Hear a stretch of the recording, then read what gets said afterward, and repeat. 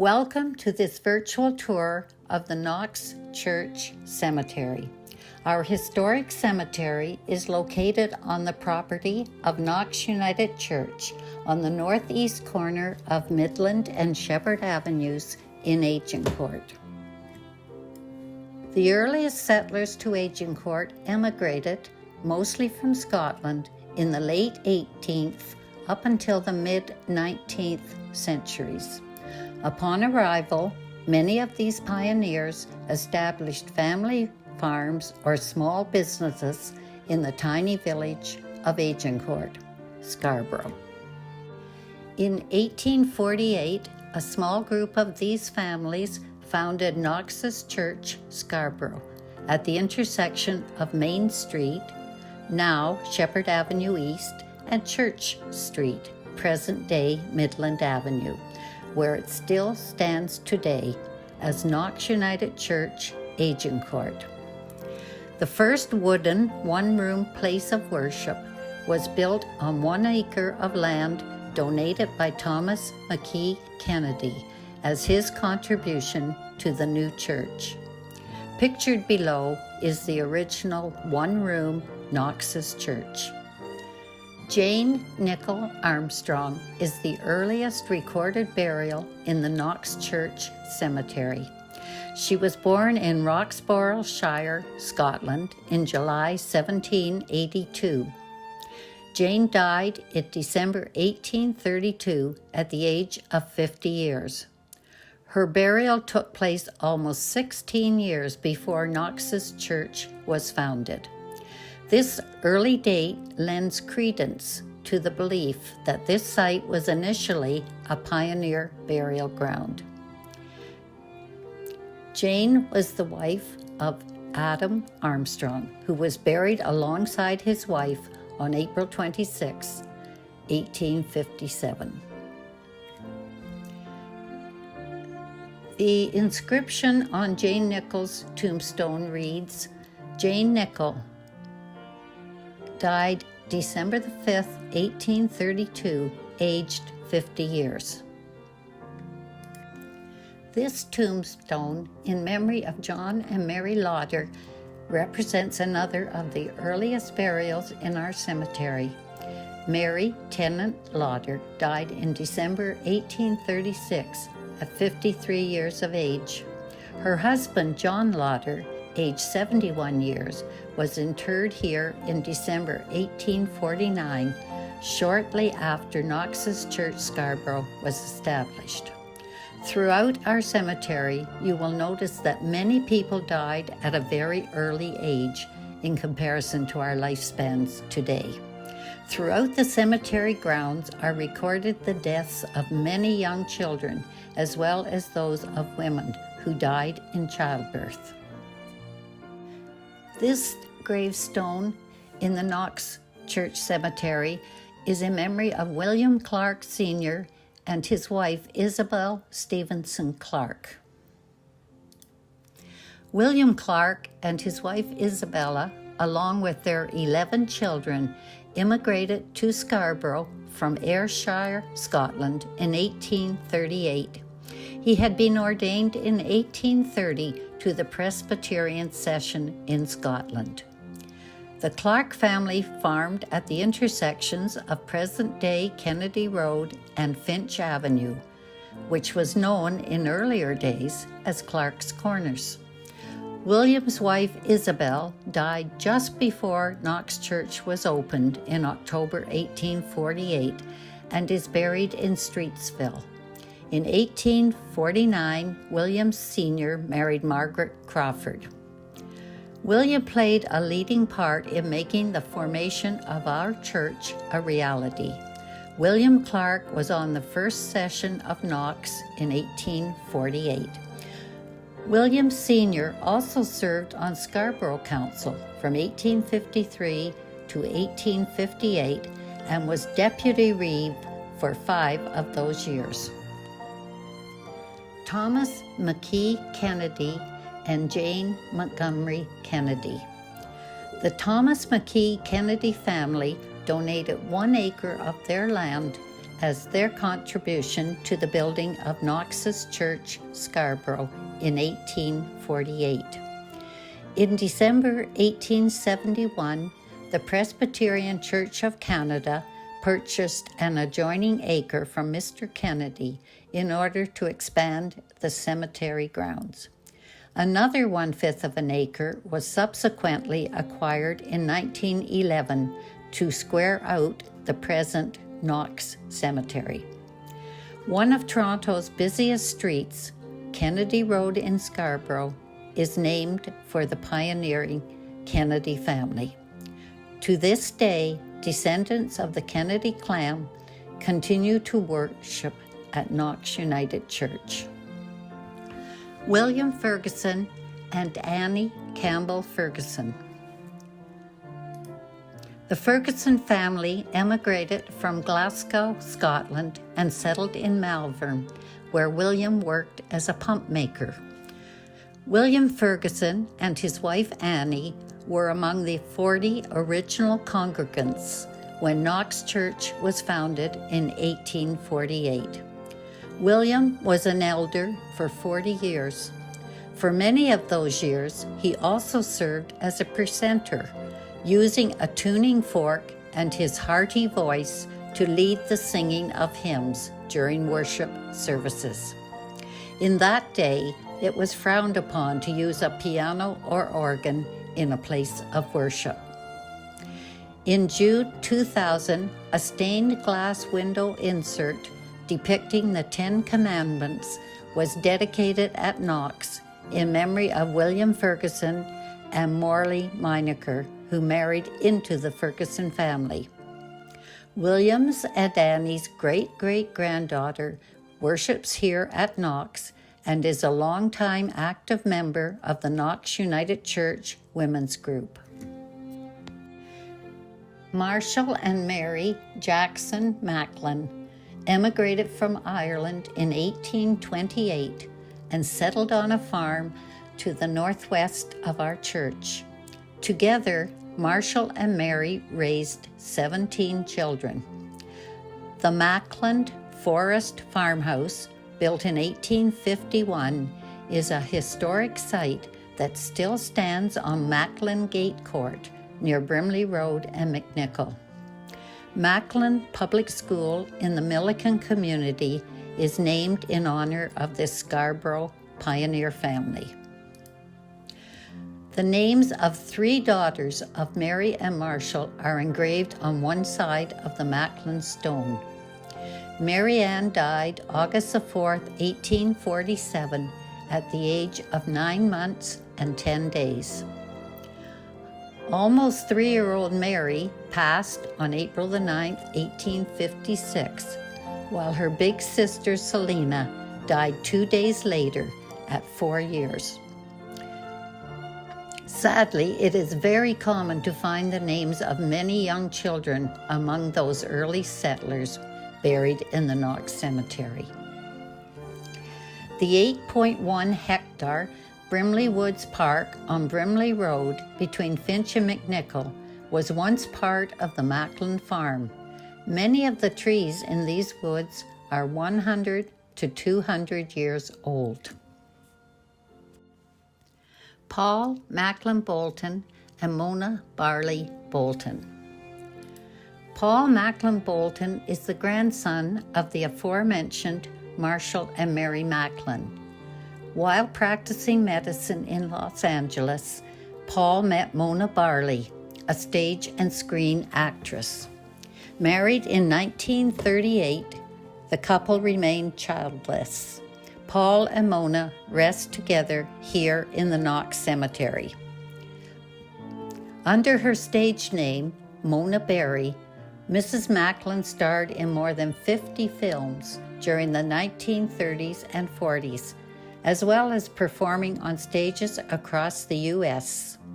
She was mainly cast in supporting roles, as she was not thought to be beautiful enough to be a leading lady. She received a star on the Hollywood Walk of Fame in 1960. Reverend R.P. McKay, and Mrs. R.P. Mackay, his wife, Maggie Smith. The Reverend R.P. Mackay ministered here at Knox from 1877 through till 1884. Sadly, his wife, Maggie Smith, who was very active in our church, died at the age of 26 years in 1881, quite likely in childbirth, as the couple's daughter Margaret was born in that same year. This imposing granite monument was erected by the assistance of the ladies of Knox and Melville congregations to the memory of Maggie Smith. In 1884, Reverend Mackay answered the call to serve at Parkdale Presbyterian Church.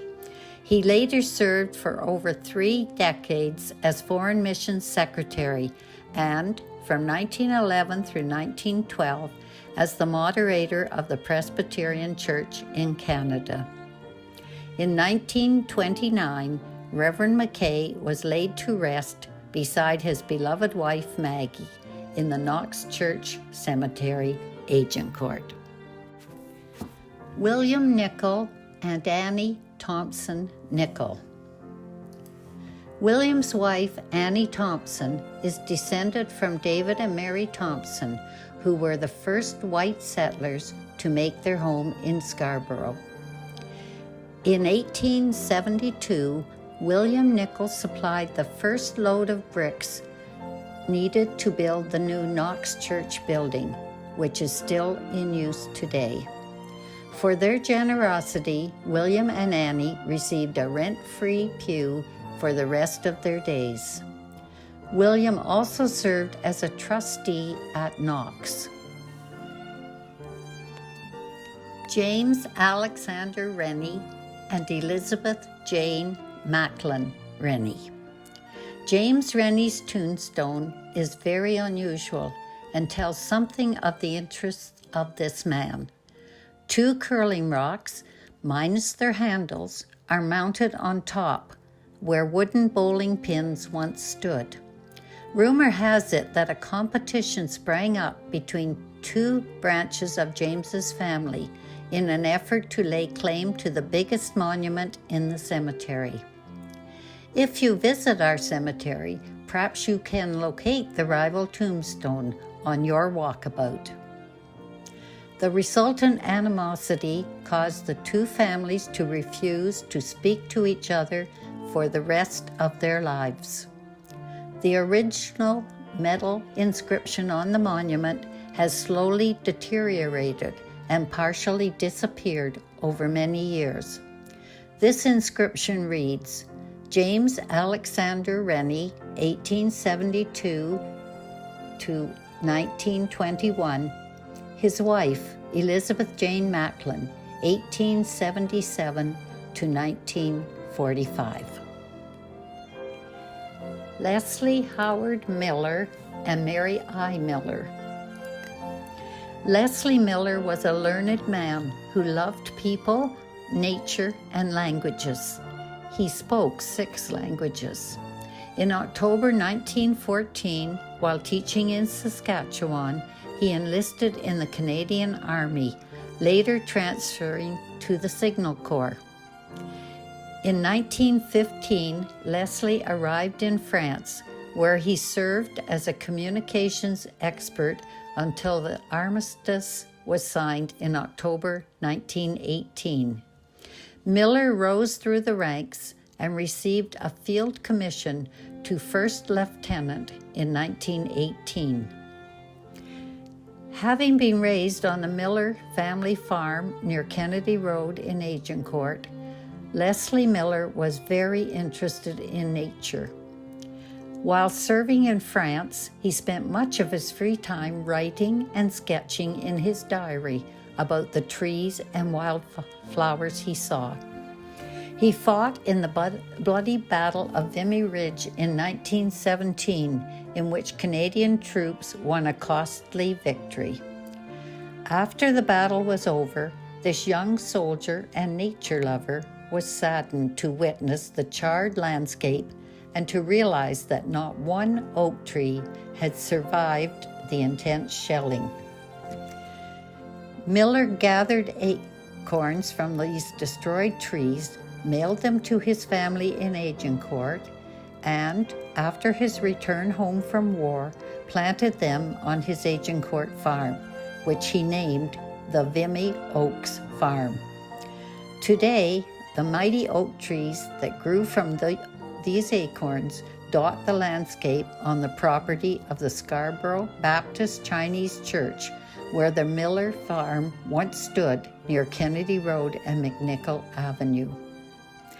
The story of the Vimy Oaks is available for young readers at the Toronto Public Library. Read on to discover what this seemingly small action by one young Canadian soldier has grown into in the century that followed. Now, more than a century after the Great War, World War I, ended, oaks descended from those original Vimy acorns have begun growing at parks, schools, and cenotaphs across Canada. One of these grandchildren of the Vimy Ridge oak trees is planted close by Leslie Miller's grave in the Knox Church cemetery, where it is marked by a plaque. Acorns gathered from the oak trees on Miller's former property were, in 2016, flown to France. In 2018, French school children planted 100 of these fledgling oaks in a new centennial park beside the Canadian National Vimy Memorial. And here you see a picture of French children helping to plant Leslie Miller's Vimy Oaks. On the right side of the page is the Canadian Memorial at Vimy, France. The 4-day Battle of Vimy Ridge killed 3,598 Canadians. It was the first time Canada's 4 military divisions fought side by side on the same battlefield. Victory at Vimy is often credited with helping to shape our nation. The site is a memorial to all Canadians who served their country in battle during the Great War of 1914 to 1918. Another resident for eternity in the Knox Church Cemetery is Robert T. Lang and his wife, Janet Young Lang.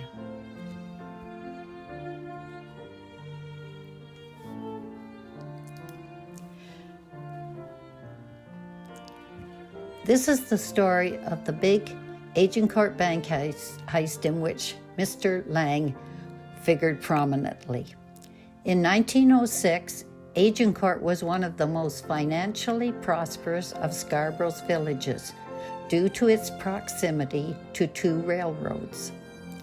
As a result, a modern convenience, the Metropolitan Bank, opened on Church Street, now Midland Avenue, south of Main Street, which is now Sheppard Avenue, in that year. In 1914, the Metropolitan, now located in a new brick structure on the south side of Main Street, just west of Church, was absorbed by and renamed the Bank of Nova Scotia. Robert Thompson Lang became the manager of the Metropolitan Bank in 1907 and continued in that position with the newly named Bank of Nova Scotia. In the spring of 1919, Agincourt residents were becoming concerned by the number of robberies occurring in the area. By all accounts, Robert Lang was an upstanding resident of the village of Agincourt and a very active member of both the Agincourt Masonic Lodge and Knox Church. Lang led a busy but largely uneventful life. That is, until May 20th, 1919. On that day, at about 12:45 p.m., Mr. Lang had locked the main safe and was preparing to lock the bank door before leaving on his way to lunch. His young teller, Grace Chapman, had decided to eat at her desk and catch up on some work. At that moment, Mr. Lang was approached by a young man who asked for change for a $5 bill. Obligingly, Mr. Lang returned and opened the safe. Just then, a second young man knocked on the door and was admitted to the bank. Unaware that Miss Chapman was at her desk at the back of the bank, both men leaped over the counter and pointed their guns at Mr. Lang.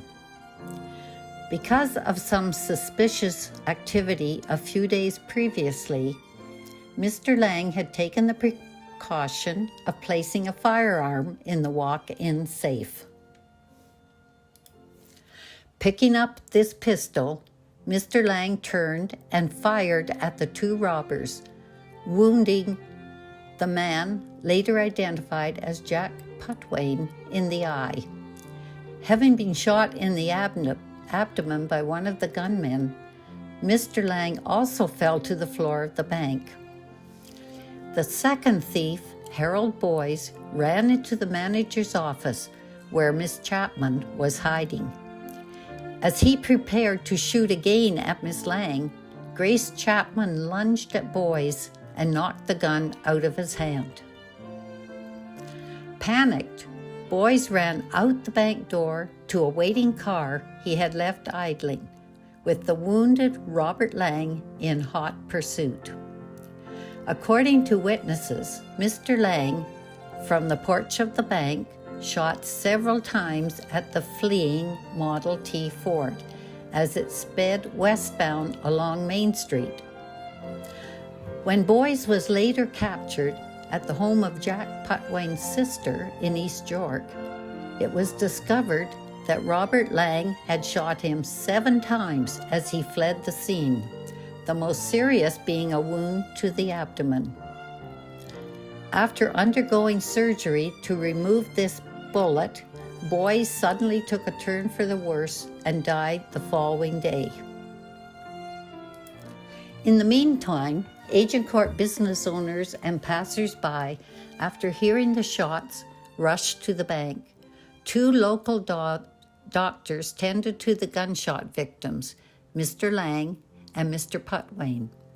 Another resident notified County Constable William Hobbs at his home in Agincourt, while Mr. James Kennedy, who operated the Bell Telephone Exchange in the village, called Scarborough Township Police. Jack Putwain and Robert Lang were rushed to Toronto General Hospital and into the operating room.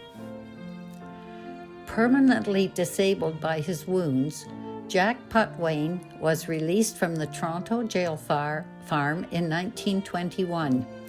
He continued to live a life of crime around Ontario. Robert Lang, after spending time recuperating from his wounds, returned to his home in Agincourt and to his position as manager of the Bank of Nova Scotia until his retirement. Both he and Grace Chapman were given an extra paid vacation for their heroism. The events of May 20th, 1919 undoubtedly shook the quiet village of Agincourt to its very core. It is hard to believe that this was the very first bank robbery in Scarborough. Unfortunately, as we all know, it would not be the last.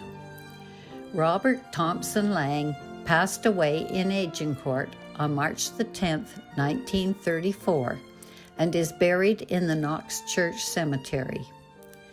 His wife, Janet Isabella Young, joined him just 6 weeks later, after a lengthy illness. In April 1994, their only daughter, Marjorie Wyatt, was laid to rest at Knox. Mr. Lang was also Great Uncle Bob to Knox member Marg Walker. In 1987, an urn garden was opened and dedicated as the Knox Church Memorial Garden. The garden was upgraded and expanded in 2008. The Memorial Garden is located in the South Cemetery alongside Midland Avenue. Knox's Church Scarborough was established in 1848 as a member of the Free Presbyterian Church. In 1925, a majority of the members of Knox voted to join the newly formed United Church of Canada. However, a sizable minority of Knox members wished to remain under the auspices of the Presbyterian Church. This group made a decision to build a new Knox Presbyterian Church on the north side of Sheppard Avenue, just west of Midland. As parishioners of both Knox churches have many family members and friends buried in our cemetery, Knox Church Cemetery is shared between present-day Knox United Church and its sister church, Knox Presbyterian.